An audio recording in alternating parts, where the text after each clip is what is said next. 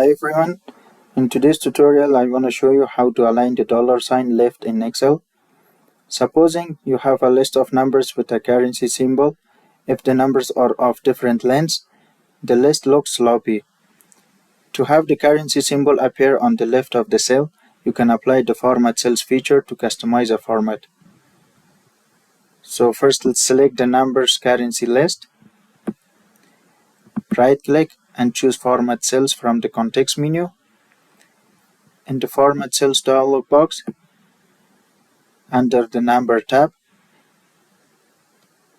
in the category pane, select the Custom, and in the Type text box, enter this.